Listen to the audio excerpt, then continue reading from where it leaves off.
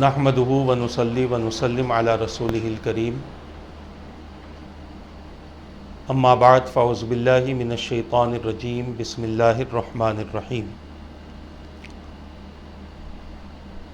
یا ایہا الذین آمنوا کتب علیکم الصیام کما کتب علی الذین من قبلکم لعلکم تتقون آمنت باللہ صدق اللہ العظیم وصدق رسولہ النبی الامین المختار الکریم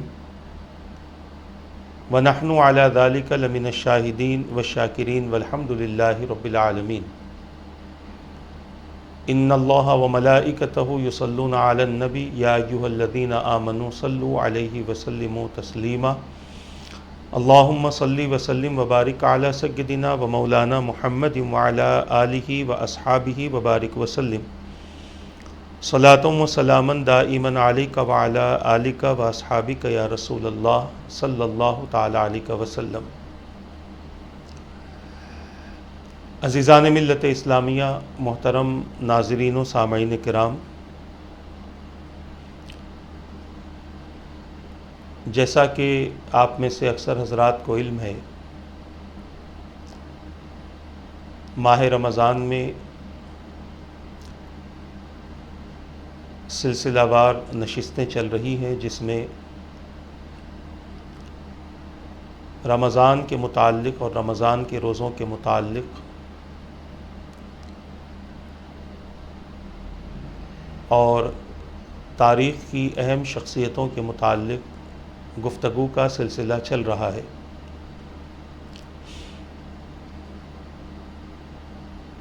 ایک نشست کی گئی تھی کہ روزے کے ذریعے اللہ تبارک و تعالی اپنے بندوں کو کن انعامات سے سرفراز فرماتا ہے،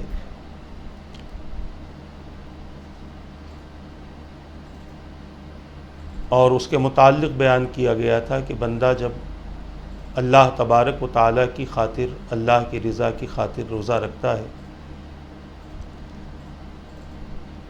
تو اس روزے کے ذریعے اللہ تبارک و تعالیٰ اس بندے کو تقوی جیسی عظیم سعادت نصیب فرماتا ہے،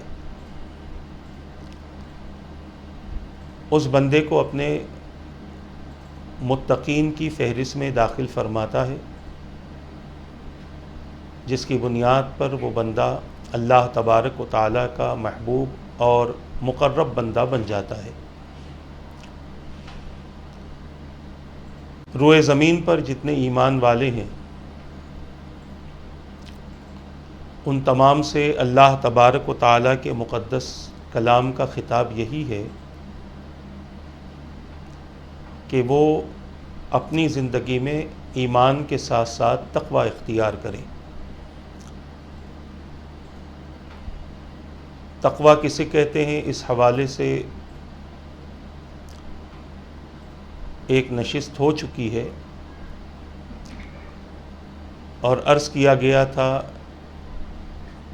کہ اور بھی نشستیں اس کے تعلق سے ہوں گی تاکہ ہمیں اس کے متعلق صحیح طور پر علم ہو، اور پھر جو متقین تھے ان کی ایک طویل فہرست ہے، ان میں سے چند واقعات آپ کے گوش گزار کیے جائیں گے تاکہ ہماری زندگی میں اس عمل کو اپنانا ان کے طریقے کے مطابق آسان ہو جائے، کیونکہ انسان کو جب کسی چیز کا کوئی طریقہ ملتا ہے تو انسان کو اس راہ پر چلنا بڑا آسان ہوتا ہے۔ آج اللہ تبارک و تعالیٰ کے بے شمار بندے رسول پاک صلی اللہ تعالیٰ علیہ وسلم کے طریقے اور آپ کی سنت سے اس لیے محروم ہیں کہ اللہ کے بندوں نے حضور اکرم صلی اللہ تعالیٰ علیہ وسلم کے طریقے کو دیکھنے اور اس کو پڑھنے کی کوشش نہ کی اور اس کو سمجھنے کی کوشش نہ کی۔ اگر پڑھتے اور صحیح طور پر سمجھ جاتے تو یقیناً آج ہر مومن کی زندگی رسول اکرم صلی اللہ تعالیٰ علیہ وسلم کے سنت کے مطابق گزرتی، آپ کے طریقے پر عمل کرتی ہوئی گزرتی۔ غیروں کا طریقہ ہماری نگاہوں کے سامنے ہے، ان کے اصول، ان کا مزاج ہماری نگاہوں کے سامنے ہے، اسی لیے اکثر مسلمان ان کے طریقے کو اپنا کر اپنی زندگی کو بربادی کی طرف لے جا رہے ہیں، تباہی کی طرف لے جا رہے ہیں، اور انہی طریقوں کی بنیاد پر اللہ تبارک و تعالیٰ کے غضب اور لعنت کے مستحق بن رہے ہیں۔ حضور اکرم صلی اللہ تعالیٰ علیہ وسلم کا طریقہ اللہ تبارک و تعالیٰ کو پسند ہے، حضور کا اسوہ، حضور کی سیرت، حضور کی زندگی اللہ کو بہت پسند ہے، اور جو ان کے طریقے پر عمل کرتے ہوئے اپنی زندگی گزارے گا، اللہ تبارک و تعالیٰ اس بندے کو بھی اپنا محبوب اور اپنا مقرب بنا لے گا۔ تو میں یہ عرض کرنا چاہتا ہوں کہ اللہ تبارک و تعالیٰ نے قرآن مقدس میں تقوی کے متعلق جا بجا اپنے ایمان والے بندوں کو آگاہ فرمایا کہ تمہارے اندر اللہ تبارک و تعالیٰ کا تقوی کیسا ہو، اور پھر اکابرین امت نے اس کا خلاصہ کر کے اللہ کے بندوں کے لیے اس راستے پر چلنا آسان بنا دیا۔ صرف خلاصہ ہی نہیں کیا بلکہ خود بھی چلتے رہے، اور اس راستے پر چلنا انہوں نے اللہ کے بندوں کو آسان بنا دیا۔ ہماری ایک نشست اس حوالے سے ہوئی ہے، اللہ تبارک و تعالیٰ نے ایمان والوں سے فرمایا اللہ سے ڈرو جیسا کہ اس سے ڈرنے کا حق ہے۔ کس طرح ڈرا جائے؟ تو اللہ تبارک و تعالیٰ کے ڈر کی علامتیں بیان فرمائی کہ اللہ کے احکامات پر عمل کرنا، جن چیزوں سے منع کیا گیا ہے اس سے رک جانا، اللہ کے بندوں کے درمیان میں صحیح طور پر انصاف کرنا، اور اس کے علاوہ اور بھی کئی چیزیں بیان کی گئی۔ آج اسی کو کچھ اور خلاصے کے ساتھ آپ حضرات کے سامنے پیش کرنے کی سعادت حاصل کروں گا۔ اللہ تبارک و تعالیٰ سے کما حقہ ڈرنے کا مطلب یہ ہے کہ بندہ تمام گناہوں سے اجتناب کرے، چاہے وہ گناہ کبیرہ ہو کہ گناہ صغیرہ ہو۔ بعض یہ سمجھتے ہیں کہ یہ تو گناہ صغیرہ ہے، کوئی بڑا گناہ نہیں ہے، مگر آپ اندازہ کر سکتے ہیں کبھی کبھی چھوٹی چیز اگر اس کو ایسے ہی چھوڑ دیا جائے اور اس پر زیادہ توجہ نہ دی جائے تو وہ چیز آہستہ آہستہ بڑی ہونے لگتی ہے، اور پھر انسان کے بس کے باہر ہو جاتا ہے کہ اس پر کنٹرول کیا جائے۔ جیسے کوئی معمولی سی بیماری ہے، اگر بندہ اس معمولی سی بیماری میں اپنے آپ کو ان چیزوں سے نہ روکے جس سے وہ بیماری بڑھتی ہے، اور یہ سوچے کہ یہ تو چھوٹی سی بات ہے کچھ نہیں ہوگا، مگر جب وہ چیز بڑی ہو جاتی ہے تو انسان کے کنٹرول اور اس کے بس کے باہر ہو جاتی ہے، وہ اس پر قابو نہیں پا سکتا جلدی سے۔ اسی طرح گناہ صغیرہ کا معاملہ ہے۔ گناہ صغیرہ یقیناً چھوٹے گناہ کو کہتے ہیں، مگر بندے کو جب اس کی عادت لگ جائے گی تو پھر یہی چھوٹا گناہ بڑا ہو جائے گا، اور عادت کے مطابق پھر بندہ اس گناہ سے اپنے آپ کو قابو میں نہیں کر پائے گا۔ اسی لیے جب گناہ صغیرہ ہو تبھی اللہ تبارک و تعالیٰ کی بارگاہ میں اس گناہ سے توبہ کر لی جائے، اور توبہ اس انداز کی جائے کہ اب اس گناہ کو دوبارہ ہم نہیں کریں گے، اس گناہ سے ہم ہمیشہ کے لیے باز رہیں گے، اور اگر نہیں کرتے تو پھر ظاہر سی بات ہے کہ پھر یہ چیز بڑھتی جائے گی، اور پھر آپ کا کنٹرول کرنا اس پر آپ کے بس کے باہر ہو جائے گا۔ حضرت ابو ہریرہ رضی اللہ تعالیٰ عنہ سے روایت ہے، حضور اکرم صلی اللہ تعالیٰ علیہ وسلم نے 3 مرتبہ اپنے سینہ مبارک کی طرف اشارہ کر کے ارشاد فرمایا کہ تقویٰ یہاں ہے، اپنے قلب اطہر کی طرف اشارہ کیا۔ انسان کا جو تقوی کا اصل تعلق ہے وہ دل سے ہے۔ جس بندے کا دل متقی ہوتا ہے، دل چونکہ پورے جسم کا سردار ہے، اس کے سارے جسم پر اس کے تقوی کا اثر ہوتا ہے۔ اور اگر دل ہی میں تقوی نہ ہو تو آنکھیں بھی آوارہ ہوتی ہیں، زبان بھی بے لگام ہوتی ہے، کان بھی ہمارے قابو میں نہیں رہتے، ہمارے جسم کا ہر عضو اللہ تبارک و تعالیٰ کے احکام کا مخالف اور نافرمان بن جاتا ہے۔ اسی لیے اللہ کے رسول صلی اللہ تعالیٰ علیہ وسلم نے ایک موقع پر یوں ارشاد فرمایا، ان اللہ لا ينظر الى صورکم واموالکم ولکن ينظر الى قلوبکم واعمالکم۔ بے شک اللہ تبارک و تعالیٰ تمہارے چہروں کو اور تمہاری دولت کو نہیں دیکھتا، ہاں لیکن تمہارے دلوں کو اور تمہارے اعمال کو اللہ دیکھتا ہے۔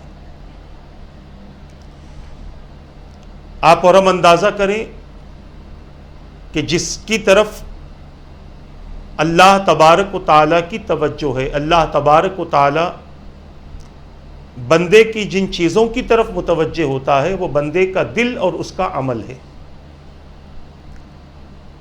مگر آج ہم نے اپنے چہروں کو حسین بنانے کی کوشش کی، اپنی دولتوں کے ذریعے نہ جانے کون کون سی خراب چیزیں اپنے گھروں کی زینت ہم نے بنا لی، کیسی کیسی خراب چیزوں کو ہم نے اپنی زندگی کا حصہ بنا لیا۔ ہماری نظر دنیا پر ہے، ہم بہت زیادہ دنیا داری کو اپنے دین پر اور اللہ اور اس کے رسول کے احکام پر ترجیح دیتے ہیں، ورنہ حقیقت یہ ہے کہ اللہ تبارک و تعالیٰ کو بندے کی دنیا داری پسند نہیں ہے، بندے کی دینداری پسند ہے۔ اور دینداری وہ نہیں جس میں دکھاوا ہو، دینداری وہ نہیں جس میں ریاکاری ہو،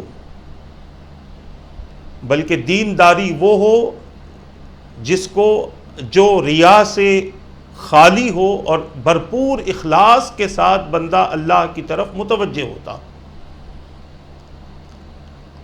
ایسی دینداری اللہ تبارک و تعالیٰ کو بہت زیادہ پسند ہے۔ مگر ہم نے اپنے چہرے کے حسن کو دیکھا، اپنے مال و دولت کی طرف توجہ کی،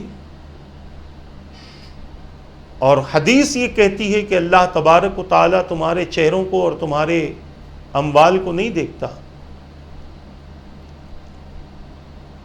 تمہارے دلوں کی طرف اللہ تبارک و تعالیٰ کی توجہ ہے کہ تمہارے دلوں کی کیفیت کیا ہے۔ اور یہ دل انسان کے جسم میں بہت بڑا اہمیت کا حامل ہے، بہت بڑا مقام رکھتا ہے۔ دل ہی سے انسان کی زندگی ہے، اور دل حرکت کرنا بند کر دے تو پھر انسان کی زندگی ختم ہو جائے۔ اسی لیے اللہ کے رسول صلی اللہ تعالی علیہ وسلم نے تقوی کا اشارہ بھی دل ہی کی طرف فرمایا، اور اسی دل کو اللہ کے رسول صلی اللہ تعالی علیہ وسلم نے گناہوں کی آلودگیوں سے بچانے کا حکم دیا۔ اور بڑی شان اس دل کی بیان فرما دی، ارشاد فرمایا کہ مومن کا دل تو اللہ کا عرش ہوتا ہے، اور عرش اس مقام کو کہتے ہیں جہاں اللہ تبارک و تعالی اپنی شان کے مطابق جلوہ گر ہوتا ہے۔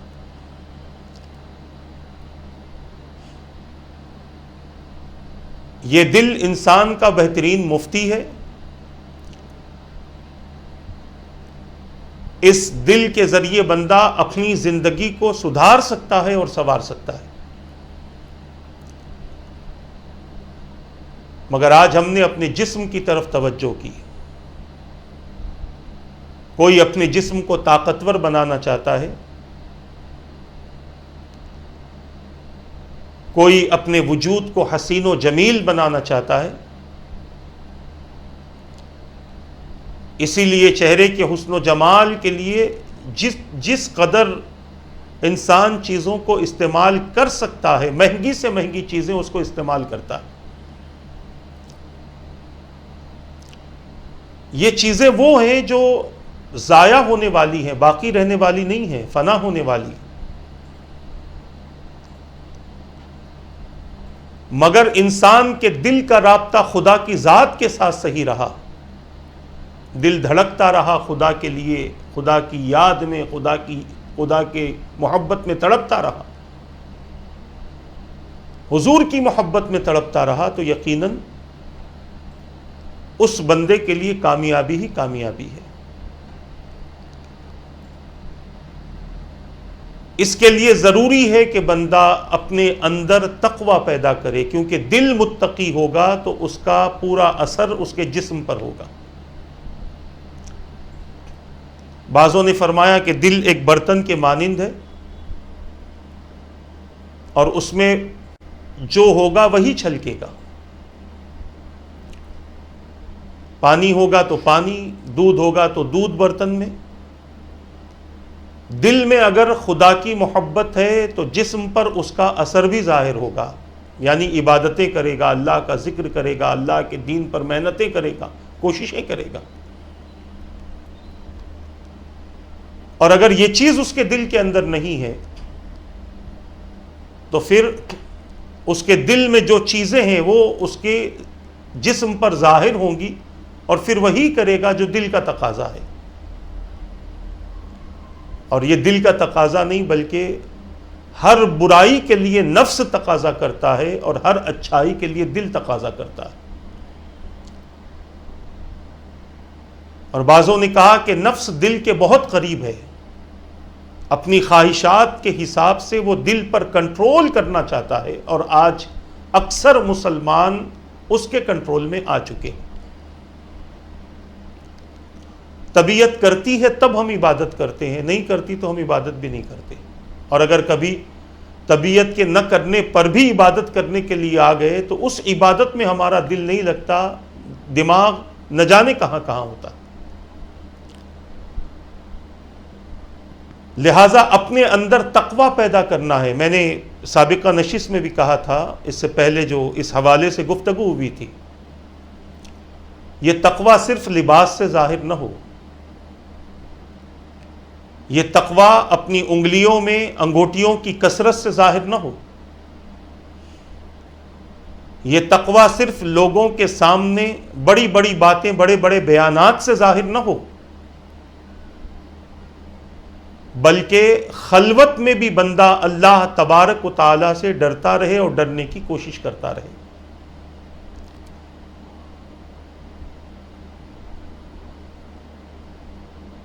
ایک شخص کا واقعہ بیان کیا گیا، کسی بزرگ نے ان کے انتقال کے بعد ان کو خواب میں دیکھا۔ وہ شخص ظاہری طور پر بڑا متقی تھا، بہت زیادہ عبادتیں کرنے والا، بہت زیادہ ریاضتیں کرنے والا، حج و عمرہ کرنے والا، صدقہ و خیرات کرنے والا، بے شمار اس کے اندر خوبیاں بھی تھیں۔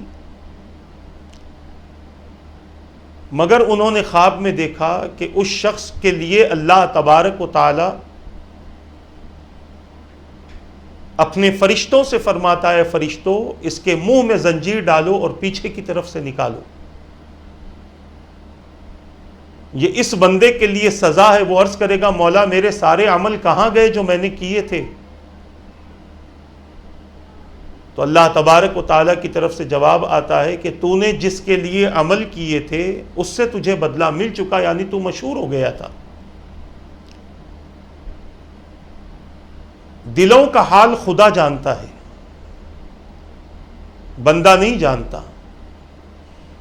اسی لیے بسا اوقات فرشتوں سے رب فرماتا ہے میرے فرشتوں فلاں بندے کو اس کے نام اعمال میں اتنی نیکیاں لکھ دو۔ وہ عرض کرتے مولا کیا تو نہیں، اللہ فرماتا ہے اس نے نیت تو کر لی ہے، اس نیت کے حساب سے اسے اس کا اجر و ثواب دے دو۔ آپ اندازہ کریں نیتوں کا علم تو فرشتوں کے پاس بھی نہیں ہے، اور اللہ تبارک و تعالیٰ اپنے بندوں کی نیتوں کو دیکھتا ہے، ان کے دلوں پر اللہ تبارک و تعالیٰ کی خاص توجہ۔ اسی لیے جس قدر ہو سکے اپنے تقوی کا تعلق اپنے دل سے رکھیں تاکہ پورے جسم پر اس کا اثر ہو۔ ڈرو صرف اللہ تبارک و تعالیٰ سے، فلا تخشوہم واخشونی، ان سے مت ڈرو، وہ تمہارا کچھ نہیں کر سکتے، مجھ سے ڈرو۔ کیونکہ اللہ تبارک و تعالیٰ کے پاس جو جزائیں ہیں نیک عمل کی اور برے عمل کی جو سزائیں ہیں، دنیا والے کبھی اس کا تصور بھی نہیں کر سکتے۔ اسی لیے اللہ تبارک و تعالیٰ نے کئی مقامات پر اپنے بندوں سے فرما دیا کہ تم لوگ میرا تقوی اختیار کرو، واتقونی یا اولی الالباب، اے ہوش والو، اے عقل والو، مجھ سے ڈرو، میرا تقوی اختیار کرو۔ اور تقوی ہر معاملے میں ہو، یہ نہیں کہ نمازوں کی حد تک تقوی ہے، روزے کی حد تک تقوی ہے، زکوٰۃ و حج کی حد تک تقوی ہے، اس کے علاوہ بندہ یہ سمجھے کہ اب ہمیں تقوی کی ضرورت نہیں ہے تو یہ اس کی غلط فہمی ہے۔ پوری زندگی بندے کو خدا سے ڈرنا ہے، چاہے وہ خلوت میں ہو کہ جلوت میں، لوگوں کے ساتھ بیٹھا ہوا ہو، لوگوں کی ہم نشینی اس نے اختیار کی ہو، یا پھر تنہا وہ اکیلا بیٹھا ہوا ہو۔ جس بندے کا میں نے ذکر کیا جس کے اعمال کو اللہ تبارک و تعالیٰ نے سلب کر لیا، اس کے اندر ایک خامی یہ بھی تھی کہ وہ تنہائی میں خدا سے نہیں ڈرتا تھا، اکیلے میں وہ خدا سے نہیں ڈرتا تھا، بلکہ لوگوں کے سامنے اللہ تبارک و تعالیٰ سے ڈرنے کا ڈھونگ کرتا تھا۔ ریاکاری اس کے اندر تھی، جس کی بنیاد پر اللہ تبارک و تعالیٰ نے اس بندے کو یہ سزا عطا فرمائی۔ آج ہم اپنا جائزہ لیں اور دیکھیں ہمارے اندر اللہ تبارک و تعالیٰ کا خوف کتنا ہے، اللہ تبارک و تعالیٰ کے ڈر میں ہم اپنی کتنی زندگی گزارتے ہیں، اس پر توجہ کرنے کی ضرورت ہے۔ تو میں عرض کر رہا تھا کہ اللہ کے رسول صلی اللہ تعالیٰ علیہ وسلم نے جب تقوی کے تعلق سے بیان فرمایا تو ارشاد فرمایا تقوی یہاں ہے، دلوں کی طرف اشارہ کیا۔ اب آپ دیکھیں حضور اکرم صلی اللہ تعالی علیہ وسلم نے کس طرح سے بندوں کو ان اعمال سے ڈرایا ہے جو اعمال اللہ کے تقوی کے خلاف ہے، اور جن اعمال کے ذریعے بندہ برائی اور بد کرداری کی طرف جا سکتا ہے۔ حضرت سیدنا ابو ہریرہ رضی اللہ تعالیٰ عنہ بیان کرتے ہیں کہ حضور اکرم صلی اللہ تعالیٰ علیہ وسلم نے فرمایا مجھ سے یہ نصیحتیں کون حاصل کرے گا تاکہ ان پر عمل کرے یا ان پر عمل کرنے والوں کو ان کی تعلیم دے۔ حضرت ابو ہریرہ رضی اللہ تعالیٰ عنہ نے عرض کیا کہ یا رسول اللہ صلی اللہ تعالیٰ علیہ وسلم میں اس بات کی کوشش کروں گا۔ فرماتے ہیں آپ نے میرا ہاتھ پکڑا اور 5 نصیحتیں بتائی۔ آپ نے فرمایا حرام کاموں سے بچو تم سب سے زیادہ عبادت گزار بن جاؤ گے۔ اللہ کی تقسیم پر راضی رہو، تم سب سے زیادہ غنی بن جاؤ گے۔ اپنے پڑوسی کے ساتھ حسن سلوک کرو، تم مومن ہو جاؤ گے۔ لوگوں کے لیے وہی پسند کرو جو اپنے لیے پسند کرتے ہو، تم کامل مسلمان بن جاؤ گے۔ زیادہ ہنسا نہ کرو کیونکہ زیادہ ہنسنے سے دل مردہ ہو جاتا ہے۔ اس حدیث پاک کو امام ترمذی نے ترمذی شریف میں نقل فرمایا ہے۔ 5 باتیں جس کا تعلق اللہ تبارک و تعالیٰ کی محبت و اطاعت سے ہے، اور آپ سمجھ گئے ہوں گے کہ اللہ کی اطاعت کرنے والا متقی ہوتا ہے۔ تقوی کی متقی کی پہچان یہ ہے کہ وہ اللہ تبارک و تعالیٰ کی اطاعت کرتا ہے، اللہ کی فرما برداری کرتا ہے۔ سب سے پہلی بات حضور اکرم صلی اللہ تعالی علیہ وسلم نے ارشاد فرمائی، حرام کاموں سے بچو، سب سے زیادہ عبادت گزار بن جاؤ گے۔ کسی نے ایک بزرگ سے شکایت کی تھی کہ رات کی نمازیں مجھے نصیب نہیں ہوتی، حالانکہ بہت کوشش کرتا ہوں۔ تو اس بزرگ نے ان سے ارشاد فرمایا تھا کہ اپنے دن کے اعمال کو درست کرو، اللہ تعالیٰ رات کی عبادت کی توفیق تمہیں عطا کر دے گا۔ دن کے اعمال اچھے ہوتے ہیں، حرام چیزوں سے پاک ہوتے ہیں، اور غلطی ہو بھی جائے توبہ کر لیتے ہیں، بندہ استغفار کر لیتا ہے، اللہ کی طرف کسی بھی طرح سے رجوع ہو جاتا ہے، تو اللہ تبارک و تعالی اس بندے کے اس عمل کی وجہ سے راتوں کا اٹھنا، راتوں کی عبادتیں، راتوں کا ذکر تلاوت اسے نصیب فرما دیتا ہے۔ آج کسے پڑی ہے کہ وہ رات کی عبادت کرے؟ آج ہماری راتیں تو کھیل کود کی نظر ہو چکی ہیں، تماشوں کی نظر ہو چکی ہے۔ پوری رات کھیلنے کے لیے ہمارے پاس وقت ہے، اللہ تبارک و تعالیٰ کی عبادت کے لیے 1-2 رکعت پڑھنے کا وقت بھی ہمارے پاس میں نہیں ہے۔ یہ قیامت کے دن بہت بڑی مصیبت کا سبب بنیں گی یہ راتیں، جس میں اللہ تبارک و تعالیٰ کی عبادت نہ ہو۔ اللہ کے رسول صلی اللہ تعالی علیہ وسلم نے بیان فرما دیا کہ حرام کاموں سے بچو، عبادت گزار بن جاؤ گے۔ اور پھر اس کے بعد میرے آقا صلی اللہ تعالی علیہ وسلم نے فرمایا، اللہ کی تقسیم پر راضی رہو، سب سے زیادہ غنی بن جاؤ گے۔ کسی کو دیکھ کر حسد نہ کرو، کسی کو دیکھ کر اپنے اندر جلس فیل نہ کرو، اسے اتنا مل گیا ہمیں نہیں ملا۔ آپ یہ یقین کر لیں، اس کے نصیب کا جو تھا اسے مل گیا، آپ الحمدللہ کہو۔ آپ کے نصیب کا جو تھا آپ کو مل گیا، الحمدللہ کہو۔ اگر بندہ یہ عمل کر لیتا ہے تو بڑی ذمہ داری کے ساتھ میں عرض کرنا چاہتا ہوں کہ ممکن ہے کہ اس کی ساری دولت اس کے لیے کافی نہ ہو، مگر آپ کے پاس کچھ بھی نہیں ہے، اللہ تبارک و تعالیٰ کے ذکر کی برکت سے جو کچھ آپ کے پاس ہے وہ سب آپ کے لیے کافی ہو جائے گا۔ اللہ کی تقسیم پر راضی رہو، اور کسی کو دیکھ کر اپنی زندگی کو اس راہ پر چلا کر برباد کرنے کی کوشش نہ کرو، کیونکہ ہم کسی کے راستے پر چلیں گے تو اس کے نصیب سے ہم کچھ لے نہیں پائیں گے، اور اس میں ہوگا یہ بھی کہ ہم اس کے راستے پر چلتے چلتے کہیں ایسا نہ ہو کہ ہم اللہ کا راستہ ہی بھول جائیں، عبادتوں کا وقت بھی ہمیں نہ ملے، اللہ کے ذکر سے ہم محروم ہو جائیں۔ تیسری بات حضور اکرم صلی اللہ تعالی علیہ وسلم نے فرمائی، اپنے پڑوسی کے ساتھ اس نے سلوک کرو، تم مومن کامل ہو جاؤ گے۔ پڑوسی کے بہت زیادہ حقوق ہیں۔ اتنے حقوق ہیں کہ صحابہ نے بیان فرمایا کبھی کبھی ہمیں ایسا لگتا تھا کہ کہیں حضور انہیں ہمارے میراث میں بھی شامل نہ کر دیں، ہماری وراثت میں انہیں شامل نہ کر دیں۔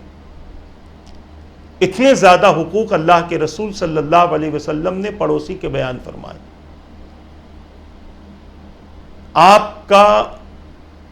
آپ کے خیر کا جو حقدار ہے وہ آپ کا پڑوسی ہے، مگر آج ہم نے اسے اپنے شر کا حقدار بنا دیا۔ تکلیفیں دینا، پریشان کرنا، مصیبتوں میں ڈالنا، کمزور ہے تو اس پر ظلم کرنا، غرض کے الگ الگ قسم کی حرکتیں آج ہو رہی ہیں پڑوسیوں کے ساتھ میں۔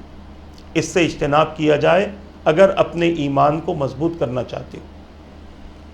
اپنے گھروں میں کوئی اچھی چیز بنتی ہو تو آپ اپنے پڑوسی کو اس کا حصہ دیں تاکہ وہ آپ کے لیے دعا کرے، ورنہ کل قیامت کے دن اللہ کی بارگاہ میں عرض کرے گا مولا میرے پڑوسی سے پوچھ اس نے اپنے گھر کے دروازے میرے لیے کیوں بند رکھے تھے، یہ کیوں میری مدد نہیں کرتا تھا، میرے پڑوسی سے پوچھ لے۔ اسی طرح اللہ کے رسول نے فرمایا لوگوں کے لیے وہی پسند کرو جو تم اپنے لیے پسند کرتے ہو۔ بالخصوص رمضان کے مہینے میں بہت سارے مالدار حضرات بڑی اچھی طبیعت کے بھی ہیں، بعض ایسے بھی ہیں جو اپنے لیے کچھ اور خریدتے ہیں، اپنے کام والوں کے لیے، اپنے ساتھیوں کے لیے، اپنے غریب دوستوں کے لیے اپنے برابر کی چیز نہیں لیتے، بلکہ اگر لے لیں گے تو ان کو یہ سوچ پیدا ہوتی ہے کہ یہ ہمارے جیسے کپڑے پہنے گا تو ہم میں اس میں فرق کیا، یہ ہمارا جیسا کھائے گا، یہ ہمارے جیسے سواری پر رہے گا تو ہم میں اس میں فرق کیا ہے۔ تو یہ چیز اپنے ذہن سے نکال دیں۔ اللہ تبارک و تعالیٰ نے کسی کالے کو گورے پر، کسی گورے کو کالے پر فضیلت نہیں دی، کسی عربی کو اعجمی پر، کسی اعجمی کو عربی پر فضیلت نہیں دی۔ ہاں اللہ کے نزدیک تم میں سب سے زیادہ مکرم معزز وہ ہے جو متقی ہے۔ اسی طرح اللہ کے رسول نے زیادہ ہنسنے سے بھی منع فرما دیا کہ زیادہ ہنسنے سے دل مردہ ہوتا ہے۔ ہم نے بچپن میں بھی یہ حدیث پڑھی ہے۔ اللہ نے فرمایا فَلْيَضْحَكُوا قَلِيلًا وَلْيَبْكُوا كَثِيرًا، کم ہنسا کرو اور زیادہ رویا کرو، کیونکہ یہاں جتنا ہنسو گے اور دل پر اس کا اثر ہوگا، دل مردہ ہو گیا تو پھر دل پر اللہ کے احکامات کا کوئی اثر نہیں ہوگا۔ اس بات کی طرف توجہ کرنے کی ضرورت ہے۔ بعض اکابرین نے فرمایا تقوی کا ایک معنی یہ ہوتا ہے کہ کسی چیز کو ایذا اور ضرر سے محفوظ رکھنا، یہ تقوی کا معنی ہے۔ تقوی کا معنی ہے نفس کو اس چیز سے محفوظ رکھنا جس سے اس کو ضرر کا خوف ہو، یعنی اپنے نفس کو ان تمام چیزوں سے بچانا جس سے نقصان ہو سکتا ہے، جو خواہشات ہیں۔ اور شریعت میں تقوی کا معنی نفس کو گناہ کے کاموں سے محفوظ رکھنا۔ تقوی ان چیزوں سے حاصل ہوتا ہے جن چیزوں سے اللہ تبارک و تعالیٰ نے اور اللہ کے رسول نے منع فرمایا۔ اور کبھی کبھی بعض ایسی چیزوں سے بھی تقوی حاصل ہوتا ہے جو ہمارے لیے جائز ہے، مگر اللہ تبارک و تعالیٰ کی رضا کی خاطر اس کو کم کر دیا اور اس کو چھوڑ دیا۔ اللہ کے رسول صلی اللہ تعالیٰ علیہ وسلم کی ایک حدیث مبارکہ ہے کہ حلال ظاہر ہے اور حرام ظاہر ہے، اور ان کے درمیان کچھ مشتبہ چیزیں ہیں جن کا اکثر لوگوں کو علم نہیں ہے۔ سو جس شخص نے مشتبہات کو ترک کر دیا اس نے اپنے دین اور اپنی عزت کو محفوظ کر لیا، اور جو شخص مشتبہات میں واقع ہو گیا وہ اس چرواہے کی طرح ہے جو ممنوعہ چراگاہ کے گرد اپنے جانور کو چراتا ہے، اور وہ اس خطرے میں ہے کہ اس کے جانور ممنوعہ چراگاہ میں منہ مار لیں۔ سنو، زمین پر اللہ کی ممنوعہ چراگاہ وہ کام ہیں جن کو اللہ نے حرام کر دیا ہے۔ ممنوعہ چراگاہ مطلب جہاں پر جانوروں کو جانے پر پابندی ہے۔ اگر جانور اس مقام پر چلا جائے تو پھر جانور محفوظ نہیں ہوتا. اسی طریقے سے جو اللہ تبارک و تعالیٰ کی حرام کردہ چیزوں پر پابندی اپنے اوپر عائد نہ کر لے وہ بندے کا ایمان بھی محفوظ نہیں رہتا. اس حدیث پاک کو امام بخاری نے بخاری شریف میں نقل فرمایا ہے. تقوی کا فائدہ کیا ہوتا ہے؟ اللہ تبارک و تعالیٰ نے فرمایا فَمَنِ اتَّقَىٰ وَأَصْلَحَ فَلَا خَوْفٌ عَلَيْهِمْ وَلَا هُمْ يَحْزَنُونَ. جن لوگوں نے تقوی اختیار کیا اور نیکی اختیار کی ان پر کوئی خوف ہوگا نہ اور نہ وہ غمگین ہوں گے. یہ متقین پر اللہ تبارک و تعالیٰ کی رحمتیں اور اس کی بشارتیں. اب آئیں چند اکابرین کے اقوال کی روشنی میں تقوی کے متعلق آپ حضرات کے سامنے چند باتیں رکھنے کی سعادت حاصل کروں گا.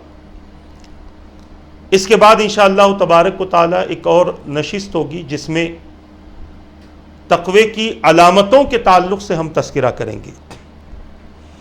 حضرت ابن عباس رضی اللہ تعالیٰ عنہما نے ارشاد فرمایا حضور اکرم صلی اللہ تعالیٰ علیہ وسلم نے فرمایا جو شخص یہ چاہتا ہو کہ وہ لوگوں میں سب سے زیادہ عزت والا ہو وہ اللہ سے ڈرے یعنی متقی بنے، اور جو شخص یہ چاہتا ہو کہ وہ لوگوں میں سب سے زیادہ قوی ہو وہ اللہ پر توکل کرے، اور جو شخص یہ چاہتا ہو کہ وہ لوگوں میں سب سے زیادہ غنی ہو تو اس کا اعتماد اپنے قبضے سے زیادہ اللہ کی عطا پر ہو.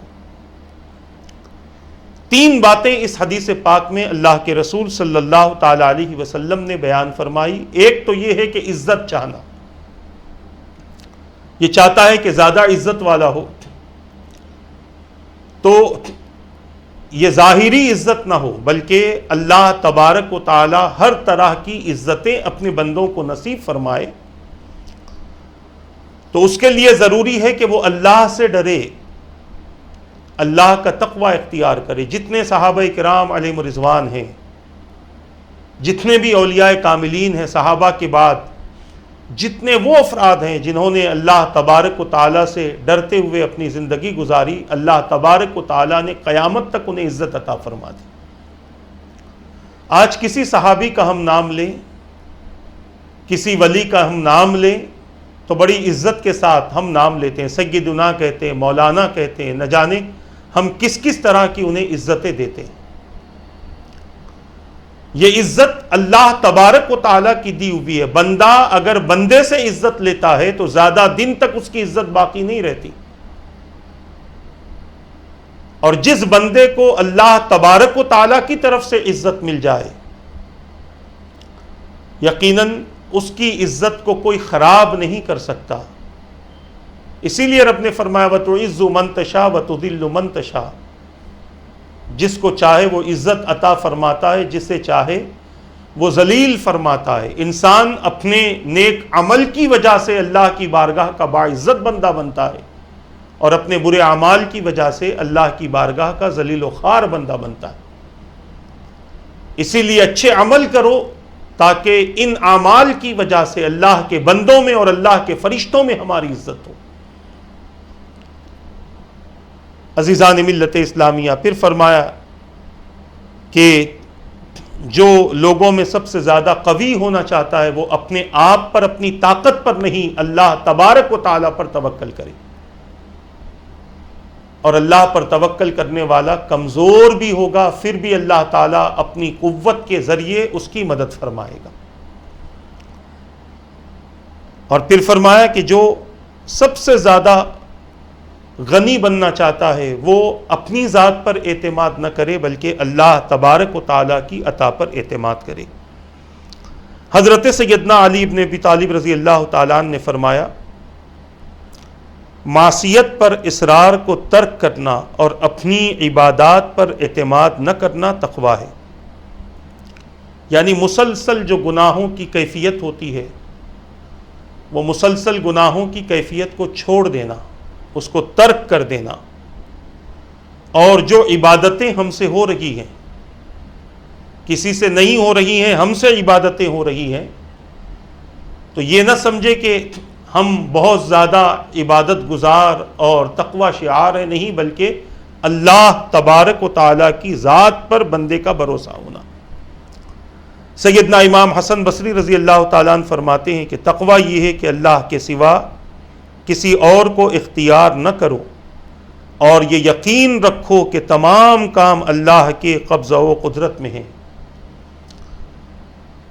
یہ ہمارے اکابرین نے جس طریقے سے تقوی کو سمجھا، اسی طرح سے اللہ کے بندوں کو سمجھانے کی کوشش کی ہے۔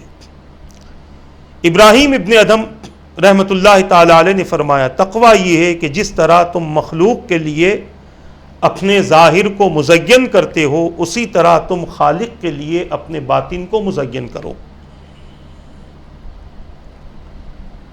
اپنے ظاہر کے ساتھ ساتھ لوگوں کے لیے جیسے اپنے ظاہر کو سنوارتے ہو، میں نے آغاز ہی میں کہا کہ صرف لباس سے تقوی کا علم نہیں آتا، تقوی کا پتہ نہیں چلتا، بلکہ لباس کے ساتھ ساتھ بندہ جہاں ظاہر کو سنوارتا ہے اپنے باطن کو بھی سنوارے۔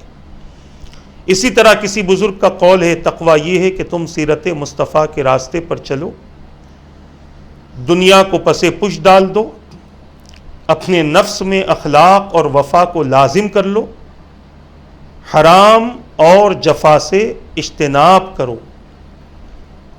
اس کو تقویٰ کہتے ہیں، اور یہی تقویٰ ہے کہ جو بندے کو اللہ تبارک و تعالیٰ کے عذاب سے محفوظ کرتا ہے، اور اس تقوی کے ذریعے جو عبادتیں ہوتی ہیں وہ عبادتیں بندوں کے لیے حفاظت کا سبب بنتی ہیں، حفاظت کا ذریعہ بنتی۔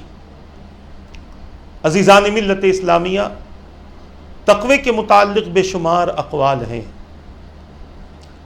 اگر ان ساروں کو پیش کرنا چاہیں تو پیش بھی کر سکتے ہیں، مگر کبھی کبھی زیادہ چیزیں بھی انسان پر بہت بڑا بوجھ بن جاتی ہیں۔ اسی لیے چند مثالیں آپ کے سامنے رکھی گئی ہیں تاکہ ان مثالوں کو مد نظر رکھتے ہوئے اپنی زندگی کو ہم درست کرنے کی کوشش کریں، اپنی زندگی کو بہترین بنانے کی کوشش کریں۔ اگلی ایک اور نشست میں انشاءاللہ تبارک و تعالی ہم آپ کے سامنے عرض کریں گے کہ متقین کی علامتیں کیا ہیں، کیونکہ آج کے دور میں بہت سارے افراد ایسے ہیں جن کو بہت سارے لوگوں نے بڑے بڑے ٹائٹل دے دیے، بڑے بڑے القابات دے دیے، نہ جانے کیا کیا اور کتنے بڑے مقامات تک ان کو پہنچا دیا ہے۔ اگر وہ حقدار ہیں تو بالکل صحیح ہے، اور اگر حقدار نہیں ہے تو ہم کیسے معلوم کریں کہ جس بندے کو ہم نے اتنا بڑا ٹائٹل دیا ہے، اتنی بڑی نظر سے اور اتنی عزت ہم اس کی کرتے ہیں، تو اس کے اندر کیا وہ علامتیں موجود ہیں جن کا تعلق تقوی سے ہے؟ امام غزالی رحمۃ اللہ تعالی علیہ نے مکاشفۃ القلوب میں اس کی بڑی تفصیل بیان فرمائی ہے۔ انشاءاللہ تبارک و تعالی اس حوالے سے آئندہ نشست میں ہم گفتگو کریں گے، اور پھر سے کہتا ہوں کہ گفتگو کو طویل کرنے کا مقصد یہی ہے کہ ایمان کے بعد ہمارے لیے سب سے زیادہ ضروری ہے، کیونکہ تقویٰ اگر ہوگا تبھی بندے کا عمل صالح محفوظ ہے، بندے کا عمل محفوظ ہے، اور اگر تقویٰ نہیں ہے تو بندہ کتنا بھی عمل کر لے وہ اپنے اعمال سے خالی ہے۔ اللہ تبارک و تعالیٰ سے دعا ہے رب قدیر جو کچھ کہا گیا کہنے میں غلطی ہو تو اپنے حبیب کے صدقے معاف فرما دے، ان باتوں پر مجھے اور ان سب کو عمل کی توفیق عطا فرما، اپنے اور اپنے حبیب کی رضا والی زندگی نصیب فرما دے، اسلام کے احکامات کا پابند بنا دے، شریعت کا پابند بنا دے، تیرے اور تیرے حبیب کے دین کو سمجھ کر اس پر عمل کی توفیق عطا فرما، ہم سب سے پریشانیوں کو، مصیبتوں کو، تکالیف کو، بیماریوں کو دور فرما دے۔ مولا پروردگار ظالموں کے ظلم سے ہماری حفاظت فرما۔ اے رب قدیر آج جو حالات ہمارے بنے ہوئے ہیں مولا ان حالات پر رحم فرما دے، ان حالات کو درست فرما دے، ہم تمام سے مولا وہ اس وبا کو دور فرما جس وبا کے خوف سے آج تیرے بندے پریشان ہیں، جتنے بندے اس وبا کا شکار ہیں ان تمام کو صحت عافیت عطا فرما دے۔ پروردگار اپنے فضل سے ہماری رزق میں برکتیں عطا فرما، وسعتیں عطا فرما دے، ہمارے لیے خیر کی زندگی نصیب فرما دے۔ مولا جو دنیا و آخرت میں ہمارے لیے بہتر ہے ان تمام اعمال کی توفیق عطا فرما۔ جن جن لوگوں نے دعاؤں کے لیے کہا ان کے جائز مقاصد کو پورا فرما، برحمتک یا ارحم الراحمین۔ وما علینا الا البلاغ المبین۔ السلام علیکم ورحمۃ اللہ وبرکاتہ۔